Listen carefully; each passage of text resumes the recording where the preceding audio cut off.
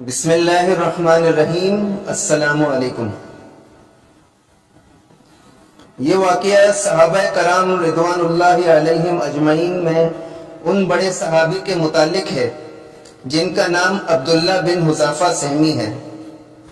ممکن تھا کہ تاریخ اس شخص کی طرف بھی کوئی توجہ نہ کرتی اور اس کا کوئی خیال دل میں لائے بغیر اسی طرح گزر جاتی جس طرح اس سے پہلے کے لاکھوں اربوں کو نظر انداز کرتی ہوئی گزر گئی ہے، لیکن اسلام نے حضرت عبداللہ بن حذافہ سہمی رضی اللہ عنہ کو موقع عطا کیا کہ وہ اسلام کی دعوت پہنچانے کے لیے اس دور کی بڑی طاقتوں سے ملے، یعنی روم اور ایران کے بادشاہوں سے، اور ان دونوں بادشاہوں سے ان کی ملاقات کے ساتھ ایک ایسی داستان بن گئی جو ہمیشہ کے لیے لوگوں کے ذہنوں میں محفوظ ہو چکی ہے اور جن کو تاریخ برابر دہراتی رہے گی۔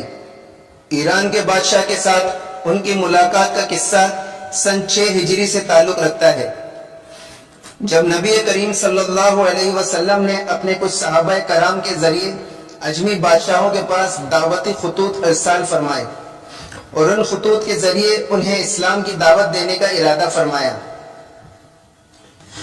رسول اللہ صلی اللہ علیہ وسلم کو اس کام کے دوران پیش آنے والے خطرات کا پورا اندازہ تھا، کیونکہ ان قاصدوں کو ایسے دور دراز علاقوں میں جانا تھا جن سے اس سے پہلے ان کو کوئی واسطہ نہیں پڑا تھا، اور پریشانی یہ تھی کہ وہ ان بادشاہوں کے مزاج اور زبانوں سے بھی بالکل ناواقف تھے۔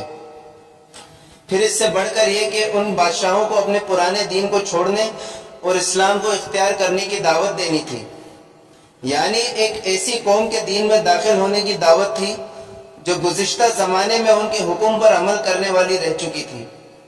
یقیناً یہ ایک نہایت پرخطر سفر تھا جس پر روانہ ہونا موت کے منہ میں جانے اور اس سے زندہ و سلامت واپس آنا نئی زندگی پانے کے برابر تھا۔ معاملے کی اس اہمیت کو سامنے رکھتے ہوئے رسول اللہ صلی اللہ علیہ وسلم نے صحابہ کرام کو مشورے کے لیے جمع فرمایا اور ان کے سامنے خطبہ دینے کے لیے کھڑے ہوئے۔ حضور صلی اللہ علیہ وسلم نے اللہ تعالیٰ کی حمد و ثنا کے بعد ارشاد فرمایا، میں چاہتا ہوں کہ تم میں سے کچھ لوگوں کو اسلام کا پیغام پہنچانے کے لیے اجمی بادشاہوں کی طرف بھیجوں۔ تم لوگ اس میں مجھ سے اختلاف نہ کرنا، جیسا کہ بنی اسرائیل نے حضرت عیسیٰ علیہ السلام سے اختلاف کیا تھا۔ جواب میں صحابہ کرام رضوان اللہ علیہم اجمعین نے فرمایا، اللہ کے رسول، ہم آپ کا ہر پیغام خوشی خوشی پہنچانے کے لیے تیار ہیں، آپ ہم کو جہاں چاہیں بھیج دیں۔ رسول اللہ صلی اللہ علیہ وسلم نے عرب و عجم کے بادشاہوں کے پاس اپنے خطوط پہنچانے کے لیے 6 صحابہ کرام کا انتخاب فرمایا۔ ان 6 میں سے ایک حضرت عبداللہ بن حذافہ سہمی رضی اللہ عنہ بھی تھے۔ انہیں ایران کے بادشاہ کے یہاں رسول اللہ صلی اللہ علیہ وسلم کا پیغام پہنچانے کے لیے منتخب کیا گیا۔ حضرت عبداللہ بن حذافہ رضی اللہ عنہ نے اپنی اونٹنی کو سواری کے لیے تیار کیا اور بیوی بچوں سے رخصت ہو کر روانہ ہو گئے۔ وہ راستے میں صحراؤں اور میدانوں کو طے کرتے اور سفر کی تکلیفوں کو برداشت کرتے ہوئے ایران پہنچے تو درباریوں سے کسرا کے ساتھ ملاقات کی خواہش کا اظہار کیا اور ان کو اس خط سے بھی آگاہ کر دیا جسے وہ بادشاہ کے لیے لے کر آئے تھے۔ کسرا کو اس کی خبر ہوئی تو اس نے اپنے دربار کی خوبصورتی اور صفائی کا حکم دیا اور اپنے تمام بڑے افسروں کو دربار میں حاضری کی ہدایت کی۔ جب ساری تیاریاں مکمل ہو گئیں تو اس نے حضرت عبداللہ بن حذافہ رضی اللہ عنہ کو دربار میں آنے کی اجازت دی۔ حضرت عبداللہ بن حذافہ رضی اللہ عنہ بادشاہ کے دربار میں اس حال میں آئے کہ اس وقت ان کے جسم پر ہلکا سا کمبل اور معمولی سا جبہ تھا اور ان کی شکل و صورت سے دیہاتی عربوں کی سادگی کا اظہار ہو رہا تھا، لیکن ان کا سر بہت بڑا اور قد کافی لمبا تھا اور ان کے دل میں اسلام کی عزت و عظمت اور ایمان کی قوت کے شعلے بھڑک رہے تھے۔ کسرا نے جب ان کو اپنی طرف بڑھتے ہوئے دیکھا تو ایک درباری کو اشارہ کیا کہ وہ ان کے ہاتھ سے خط لے لے، مگر حضرت عبداللہ بن حذافہ رضی اللہ عنہ نے کہا نہیں، رسول اللہ کا حکم ہے کہ میں یہ خط اپنے ہاتھ سے تجھے دوں، اور میں رسول اللہ صلی اللہ علیہ وسلم کے حکم کی خلاف ورزی نہیں کر سکتا۔ بادشاہ نے اپنے درباریوں سے کہا چھوڑ دو اس کو، میرے پاس آنے دو۔ چنانچہ حضرت عبداللہ بن حذافہ رضی اللہ عنہ نے کسرا کے قریب جا کر خط اس کے سپرد کر دیا۔ چنانچہ اس نے اپنے عرب ترجمان کو بلایا جو ہیرا کا باشندہ تھا، اور اسے اپنے سامنے خط کھولنے اور اس کو پڑھنے کا حکم دیا۔ چنانچہ اس نے خط کھول کر پڑھنا شروع کیا۔ بسم اللہ الرحمن الرحیم، محمد رسول اللہ کی طرف سے یہ خط ہے ایران کے بادشاہ کسرا کی طرف، سلامتی اس کے لیے جو ہدایت کی راہ پر چلا۔ خط کا اتنا حصہ سنتے ہی اس کے سینے میں غیظ و غضب کی آگ بھڑک اٹھی، اس کا چہرہ غصے سے سرخ ہو گیا اور گردن کی رگیں پھول گئیں، کیونکہ رسول اللہ صلی اللہ علیہ وسلم نے خط کا آغاز اپنے نام سے فرمایا۔ اس نے ترجمان کے ہاتھ سے خط جھپٹ لیا بغیر یہ جانے کہ اس میں کیا لکھا ہے، اور اس خط کے ٹکڑے ٹکڑے کرتے ہوئے چیخ اٹھا، میرا غلام ہو کر اسے یہ جرت کیسے ہوئی کہ مجھے اس طرح مخاطب کرے؟ پھر اس نے حضرت عبداللہ بن حذافہ رضی اللہ عنہ کو دربار سے نکال باہر کرنے کا حکم دیا۔ چنانچہ وہ وہاں سے نکال دیے گئے۔ حضرت عبداللہ بن حذافہ رضی اللہ عنہ دربار سے نکلے تو انہیں کچھ پتہ نہیں تھا کہ اب کسرا ان کے ساتھ کیا معاملہ کرنے والا ہے، کیا وہ قتل کر دیے جائیں گے یا انہیں آزاد چھوڑ دیا جائے گا۔ لیکن پھر انہوں نے اپنے دل میں کہا اللہ کی قسم، رسول اللہ صلی اللہ علیہ وسلم کا خط پہنچانے کے بعد اب میرا جو بھی حشر ہو مجھے اب اس کی کوئی پرواہ نہیں ہے۔ اپنی سواری پر سوار ہو کر وہ چلے گئے۔ ادھر جب کسرا کا غصہ جاتا رہا تو اس نے حضرت عبداللہ بن حذافہ کو دوبارہ اپنے سامنے پیش ہونے کا حکم دیا، لیکن وہ نہیں ملے۔ اس کے آدمیوں نے انہیں بہت تلاش کیا مگر ان کا کچھ پتہ نہیں چلا۔ ان لوگوں نے جزیرہ عرب تک جانے والے تمام راستوں کو چھان مارا مگر وہ ان کے ہاتھ سے نکل چکے تھے۔ جب حضرت عبداللہ بن حذافہ رضی اللہ عنہ دربار نبوی میں حاضر ہوئے تو انہوں نے کسرا کے ساتھ پیش آنے والے واقعے کی مکمل کارگزاری آپ صلی اللہ علیہ وسلم کو سنا دی، اور خط پھاڑنے کے واقعے سے بھی آپ صلی اللہ علیہ وسلم کو آگاہ کیا۔ ان کی پوری کارگزاری سن کر آپ صلی اللہ علیہ وسلم نے صرف اتنا فرمایا اللہ تعالیٰ اس کی سلطنت کو ٹکڑے ٹکڑے کر دے۔ ادھر کسرا نے اپنے یمن کے گورنر بازان کو لکھا کہ اس شخص کے پاس جس نے حجاز میں نبوت کا دعویٰ کیا ہے اپنے 2 قوی اور بہادر آدمیوں کو بھیجو اور انہیں حکم دو کہ اسے پکڑ کر لائیں اور میرے سامنے پیش کر دیں۔ حکم کے مطابق بازان نے اپنے 2 مضبوط ترین آدمی رسول اللہ صلی اللہ علیہ وسلم کی گرفتاری کے لیے روانہ کیے، اور ان دونوں کے ہاتھ آپ صلی اللہ علیہ وسلم کو ایک خط بھیجا جس میں اس نے لکھا تھا آپ بلا تاخیر ان دونوں آدمیوں کے ساتھ کسرا کے سامنے پیش ہونے کے لیے چلے آئیں۔ اس نے ان دونوں سے یہ بھی کہا کہ وہ نبی کریم صلی اللہ علیہ وسلم کے حالات اچھی طرح جان لینے کے بعد اس کو آگاہ کریں۔ وہ دونوں تیز رفتاری کے ساتھ سفر طے کرتے ہوئے طائف پہنچے۔ وہاں ان کی ملاقات قریش کے ایک تجارتی قافلے سے ہوئی۔ ان دونوں نے ان سے حضور اکرم صلی اللہ علیہ وسلم کے متعلق دریافت کیا تو معلوم ہوا کہ حضور صلی اللہ علیہ وسلم مدینہ منورہ میں ہیں۔ تاجروں کو جب معلوم ہوا کہ کسرا کے فوجی حضور صلی اللہ علیہ وسلم کو گرفتار کرنے کے لیے جا رہے ہیں تو تاجر خوش ہو کر مکہ مکرمہ پہنچے اور انہوں نے قریش کو خوشخبری دیتے ہوئے کہا یہ بات تمہارے لیے بڑی خوشی کی ہے کہ کسرا محمد کے پیچھے پڑ گیا ہے اور اس نے تمہیں ان کے شر سے بچا لیا ہے۔ ادھر ان دونوں نے مدینہ منورہ کا رخ کیا، وہاں پہنچ کر نبی کریم صلی اللہ علیہ وسلم سے ملے اور بازان کا خط آپ صلی اللہ علیہ وسلم کے حوالے کرتے ہوئے کہا۔ کسرا نے اپنے حاکم بازان کو ہدایت کی ہے کہ وہ آپ کو لانے کے لیے کسی کو بھیجے، چنانچہ ہم اسی لیے آئے ہیں کہ آپ ہمارے ساتھ چلیں، اگر آپ ہماری بات مان لیں تو ہم کسرا سے بات کر کے آپ کے لیے رعایت حاصل کر لیں گے اور آپ کو اس کی طرف سے پہنچنے والی ہر متوقع تکلیف اور اذیت سے بچا لیں گے، لیکن اگر آپ نے ہماری بات ماننے سے انکار کیا تو آپ خود اس کی طاقت سے بخوبی واقف ہیں۔ آپ یہ بات بھی اچھی طرح جانتے ہیں کہ وہ آپ کو اور آپ کی پوری قوم کو تباہ و برباد کرنے کی طاقت رکھتا ہے۔ رسول اللہ صلی اللہ علیہ وسلم نے ان کی یہ باتیں سن کر مسکراتے ہوئے کہا، آج تم لوگ اپنے ٹھکانوں کو واپس جاؤ، کل پھر آنا۔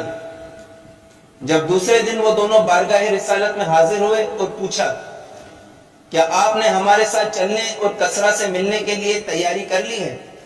تو آپ صلی اللہ علیہ وسلم نے جواب دیا، آج کے بعد تم کسرا سے نہیں مل سکو گے۔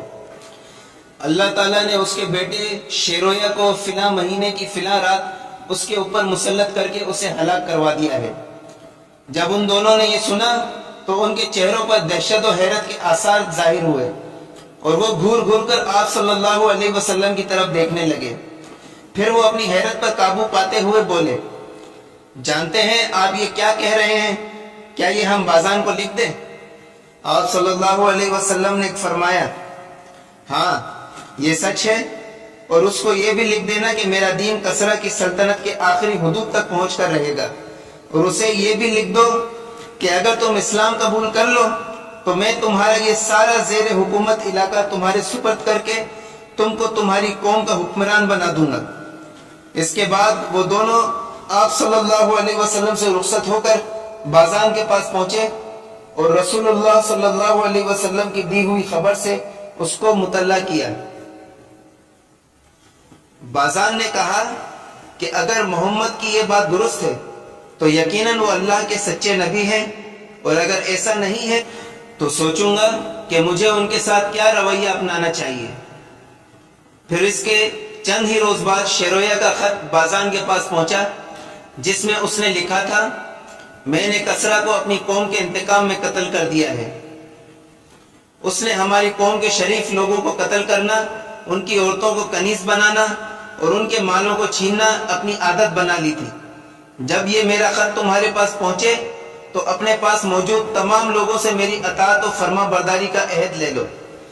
بازان نے اس خط کو پڑھتے ہی ایک طرف پھینک کر اپنے مسلمان ہونے کا اعلان کر دیا، اور ان کے ساتھ ہی یمن میں رہنے والے سارے ایرانیوں نے اسلام قبول کر لیا۔ یہ تو عبداللہ بن حذافہ کے دعوت کے سلسلے میں کسرا کے پاس جانے کا قصہ تھا۔ اب ان کا وہ قصہ بھی پڑھ لیجئے جو روم کے بادشاہ کے پاس جا کر اسلام کی دعوت دینے سے متعلق ہے۔ روم کے بادشاہ کے ساتھ حضرت عبداللہ بن حذافہ رضی اللہ عنہ کی ملاقات خلیفہ ثانی حضرت عمر بن خطاب رضی اللہ عنہ کی خلافت کے زمانے میں ہوئی تھی۔ ان کی ملاقات کا یہ قصہ بھی حد درجے دلچسپ اور نہایت عجیب ہے۔ امیر المومنین حضرت عمر فاروق رضی اللہ عنہ نے 19 ہجری میں رومیوں سے جنگ کرنے کے لیے ایک فوج روانہ کی تھی، جس میں حضرت عبداللہ بن حذافہ رضی اللہ عنہ بھی شریک تھے۔ مسلمان مجاہدین کے سچے ایمان، عقیدے کی پختگی اور اللہ کی راہ میں اپنی جانیں قربان کرنے کی خبریں روم کے بادشاہ تک پہلے سے ہی پہنچی ہوئی تھی۔ اس نے اپنے فوجی افسروں کو اس بات کی ہدایت کر دی تھی کہ اگر وہ کسی مسلمان سپاہی کو گرفتار کرنے میں کامیاب ہو جائیں تو اسے قتل نہ کریں بلکہ زندہ اس کے سامنے پیش کریں۔ اللہ کے حکم سے حضرت عبداللہ بن حذافہ رضی اللہ عنہ رومی فوجیوں کے ہاتھوں گرفتار ہو گئے۔ رومی انہیں بادشاہ کے پاس لائے اور یہ کہتے ہوئے اس کے سامنے پیش کیا، یہ شخص محمد کے ان ساتھیوں میں سے ہے جنہوں نے دعوت کے ابتدائی زمانے میں ان کی پکار پر لبیک کہا تھا۔ ہم اس کو گرفتار کرنے میں کامیاب ہو گئے ہیں اور آپ کے حکم کے مطابق آپ کے سامنے پیش کر رہے ہیں۔ قیصر انہیں دیر تک بہت غور سے دیکھتا رہا، پھر ان سے کہنے لگا، میں تمہارے سامنے ایک بات پیش کر رہا ہوں۔ حضرت عبداللہ بن حذافہ رضی اللہ عنہ نے پوچھا، وہ کیا بات ہے؟ بادشاہ نے کہا، تم نصرانیت قبول کر لو، اگر تم نے میری بات مان لی تو میں تمہیں آزاد کر دوں گا اور تمہارے ساتھ عزت و اکرام کا بہترین سلوک کروں گا۔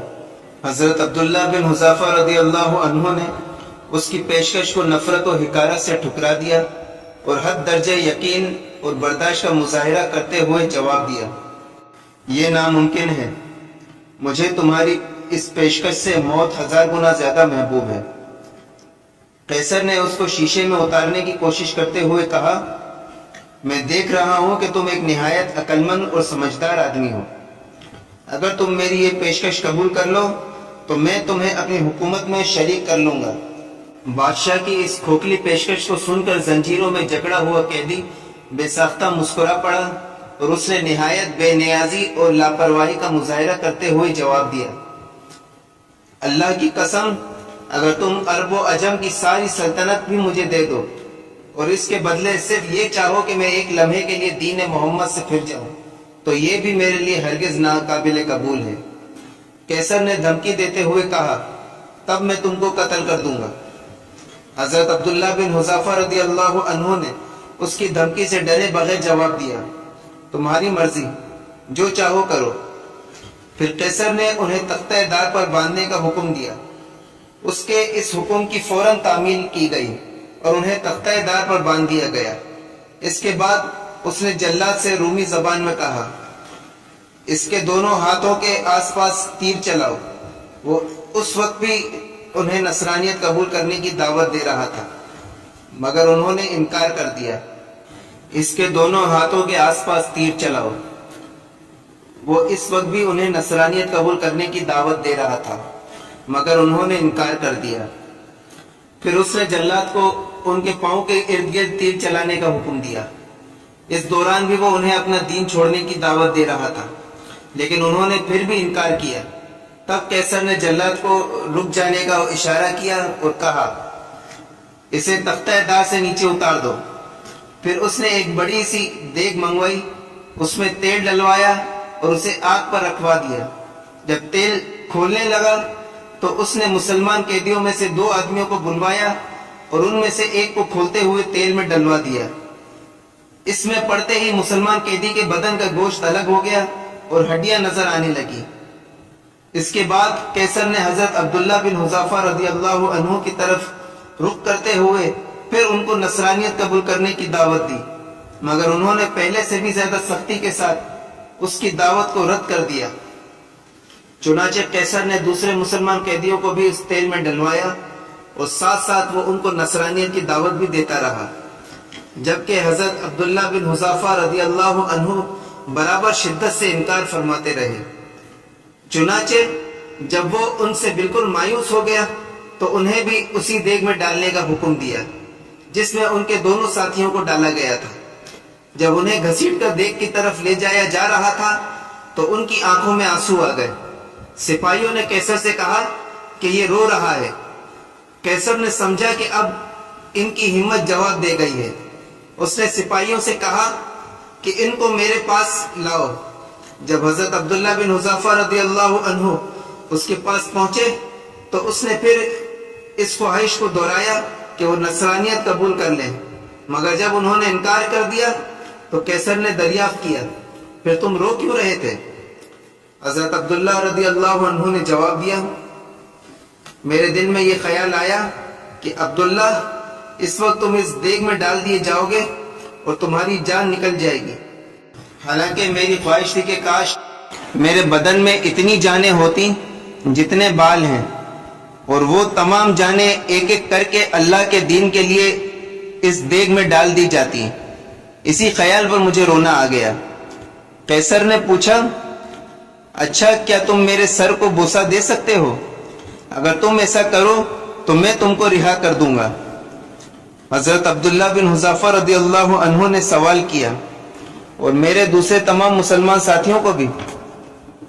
قیصر نے جواب دیا، ہاں دوسرے تمام مسلمان قیدیوں کو بھی تمہارے ساتھ رہا کر دیا جائے گا۔ حضرت عبداللہ بن حذافہ رضی اللہ عنہ کہتے ہیں میں نے دل میں سوچا کہ یہ اللہ کا ایک دشمن ہے، اگر میں اس کے سر کو بوسہ دے دوں تو یہ اس کے بدلے میں مجھے اور تمام مسلمان قیدیوں کو رہا کر دے گا، ایسا کر لینے میں میرا کیا نقصان ہے؟ یہ سوچ کر انہوں نے قریب جا کر اس کے سر کا بوسہ لیا۔ کیسر نے اپنے آدمیوں سے کہا کہ تمام مسلمان قیدی جمع کر کے عبداللہ بن حذافہ کے حوالے کر دیے جائیں۔ چنانچہ اس کے حکم کی تعمیل کی گئی۔ جب حضرت عبداللہ بن حذافہ رضی اللہ عنہ خلیفہ کی خدمت میں پیش ہوئے تو انہوں نے اپنی ایک کارگزاری ان کو سنائی، جس کو سن کر وہ بہت خوش ہوئے اور قیدیوں کو دیکھا تو فرمایا ہر مسلمان پر یہ حق ہے کہ وہ عبداللہ بن حذافہ کے سر کا بوسہ دے، اور یہ حق سب سے پہلے میں ادا کر رہا ہوں۔ اور پھر انہوں نے حضرت عبداللہ بن حذافہ رضی اللہ عنہ کے سر کا بوسہ لیا۔ دینی شاعر وہ چیزیں یا وہ باتیں جن سے دین کی پہچان ہوتی ہو، ان کی بے حرمتی بہت بڑا گناہ ہے۔ اللہ تعالیٰ ایسے لوگوں کی سخت پکڑ کرتے ہیں۔ دیکھیے حضرت عبداللہ بن حذافہ رضی اللہ عنہ کسرا کے پاس جب حضور صلی اللہ علیہ وسلم کا خط لے کر گئے تو کسرا نے اس مبارک خط کو پھاڑ دیا۔ کسرا کا یہ جرم صرف کسی قاصد کے خط کو پھاڑنا ہی نہیں تھا، بلکہ اس عظیم ہستی کی طرف سے اس مقدس صحیفے کو چاک کرنا بھی اس کا جرم تھا کہ جن کے نامی سے اس دنیا اور یہ کائنات قائم ہے۔ اللہ تعالیٰ نے کسرا کو اس سخت جرم کی ایسی سزا دی کہ وہ رہتی دنیا تک درس عبرت بن گئے۔ وآخر دعواہم ان الحمد للہ رب العالمین۔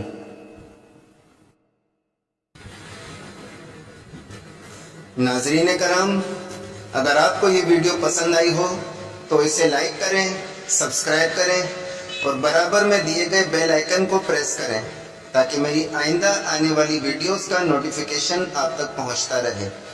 شکریہ، جزاک اللہ۔